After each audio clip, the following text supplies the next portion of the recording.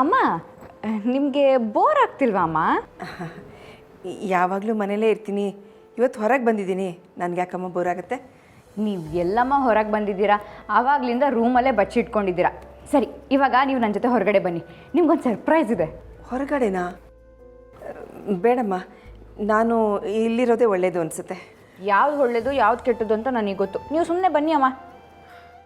ನೀನೇನು 80 ವರ್ಷದ ಮುದುಕಿನ, ಎಲ್ಲ ನಿನ್ಗೆ ಅರ್ಥ ಆಗೋಕ್ಕೆ? ನಂಗದೆಲ್ಲ ಗೊತ್ತಿಲ್ಲ. ಇವಾಗ ನೀವು ನನ್ನ ಜೊತೆ ಹೊರಗಡೆ ಬರಬೇಕು. ಆದರೆ ಹಿಂಗೆ ಅಲ್ಲ, ನಾನು ನಿಮ್ಮ ಕಣ್ಣಿಗೆ ಬಟ್ಟೆ ಕಟ್ತೀನಿ, ಆಮೇಲೆ ನಿಮಗೊಂದು ಸರ್ಪ್ರೈಸ್ ಇದೆ.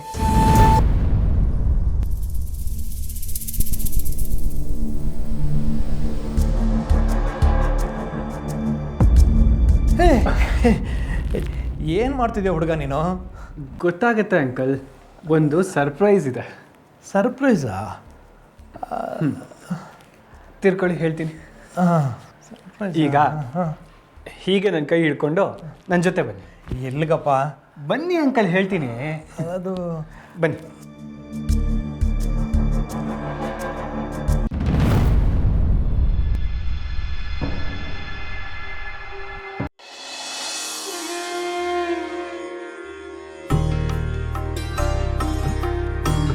ಅಮ್ಮ, ಪ್ರಸಾದ ರೆಡಿ ಆಯ್ತಾ? ಲಕ್ಷ್ಮಿ, ಪ್ರಸಾದ ತಗೊಂಬಮ್ಮ. ಅಯ್ಯೋ, ಅಣ್ಣ ಕರೀತಿದ್ದಾನೆ, ಪ್ರಸಾದ ಕೊಡಬೇಕು. ಅಮ್ಮ, ಅಲ್ಲಿ ಯಾರಾದರೂ ಕೊಡ್ತಾರೆ ಬಿಡಿ. ಲಕ್ಷ್ಮಿ, ನೋಡು, ಈ ಕಣ್ಣ ಮುಚ್ಚಾಲೆ ಆಟ ಎಲ್ಲ ಬೇಡ. ಮೊದಲು ಅಣ್ಣಂಗೆ ಪ್ರಸಾದ ಕೊಟ್ಬಿಟ್ಟು ಬರಬೇಕು. ಅಮ್ಮ, ಅವರು ನಿಮ್ಮನ್ನೆಲ್ಲ ಕರಿತಿರೋದು, ನನ್ನನ್ನು. ಹಾಂ, ಕರೆಕ್ಟು. ನಿನ್ನೆ ಕರೆದಿದ್ದು, ನೀನು ಹೋಗಿ ಕೊಟ್ಬಿಟ್ಟು ಬಾ. ಇಲ್ಲ ಇಲ್ಲ ಇಲ್ಲ ಇಲ್ಲ, ಅವರು ನಿಮ್ಮನ್ನೇ ಕರೆದಿದ್ದು. ಇಲ್ಲಮ್ಮ, ನೀನು ಈ ಮನೆ ಸೊಸೆ, ನೀನೇ ಕೊಟ್ಟರೆ ಚಂದ. ಹೋಗಿ ಕೊಟ್ಟು ಬಾ. ಅಯ್ಯೋ, ದೊಡ್ಡವ್ರು ನೀವಿರ್ಬೇಕಾದ್ರೆ ನಾನೇನು? ಬನ್ನಿ ಬನ್ನಿ ಬನ್ನಿ ಬನ್ನಿ ಬನ್ನಿ. ಅಮ್ಮ, ಮಹಾನೈವೇದ್ಯಕ್ಕೆ ವೇಳೆ ಆಗ್ತಾ ಇದೆ, ಸ್ವಲ್ಪ ಪ್ರಸಾದ ಕೇಳಿಬಿಡಿ ಬೇಗ. ಲಕ್ಷ್ಮಿ, ಪ್ರಸಾದ ತಗೊಂಬಮ್ಮ.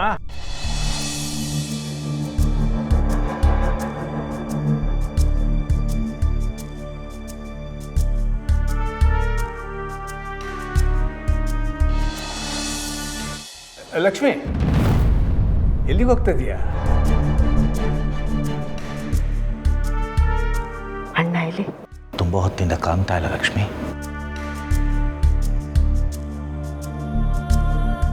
ಆರತಿ ಆಗುತ್ತೆ, ಎಲ್ಲ ಪುಷ್ಪಾಕ್ಷತೆ ತಗೊಳ್ಳಿ, ಎದ್ದು ನಿಂತ್ಕೊಳ್ಳಿ.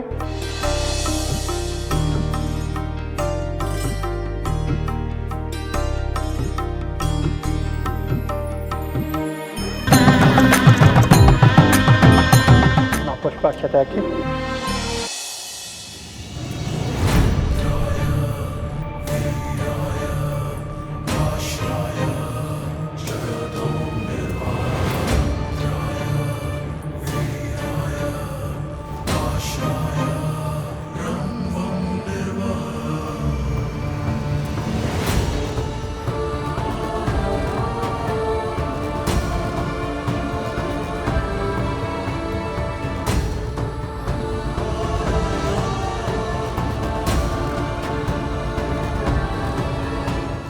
ಸಂದರ್ಶಯಾಮಿ.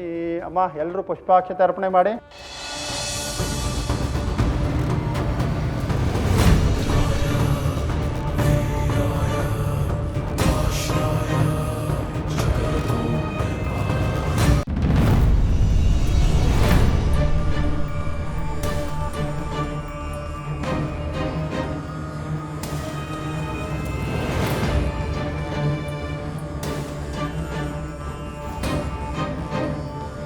ಅಮ್ಮ, ಈ ಆದಿ ಲಕ್ಷ್ಮಿ ಸೇರಿಕೊಂಡು ಏನು ಮಾಡೋಕ್ಕೆ ಹೊರಟಿದ್ದಾರೆ? ನನಗನ್ಸುತ್ತೆ ಅವರಿಬ್ಬರು ಅಣ್ಣ ತಂಗಿ ಮಧ್ಯ ಏನೋ ಜಗಳ ಆಗಿರಬೇಕು, ಅವರಿಬ್ಬರನ್ನ ಒಂದು ಮಾಡ್ತಿದ್ದಾರೆ ಅನಿಸುತ್ತೆ. ಓ, ಮಧ್ಯದಲ್ಲಿ ಬಾಂಬ್ ಸ್ಫೋಟ ಆಗೋದ್ರೆ? ಆದ್ರೇನು, ನೋಡೋರಿಗೆ ಮಜಾ ಸಿಗುತ್ತೆ.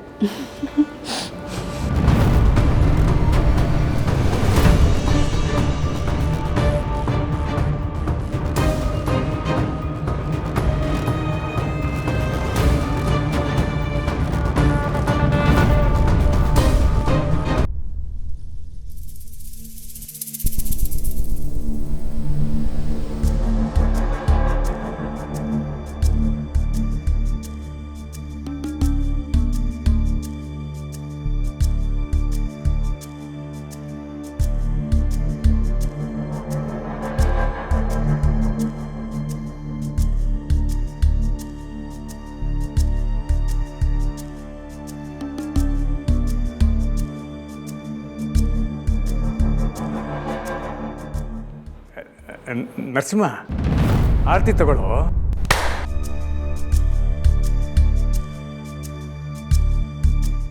ಅಂಕಲ್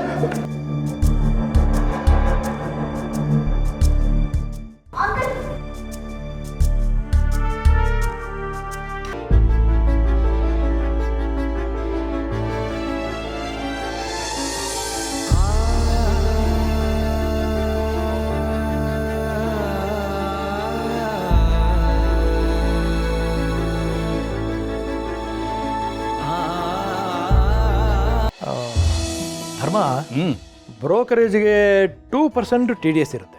ನಾನು ಅದನ್ನೆಲ್ಲ ನೋಡಿದ್ಬಿಟ್ಟು ತುಂಬ ವರ್ಷ ಆಗ್ಬಿಟ್ಟಿದೆ ಕಣು. ಎಲ್ಲ ದೇವಕಿ ನೋಡ್ಕೊಳ್ಳೋದು ಈಗ.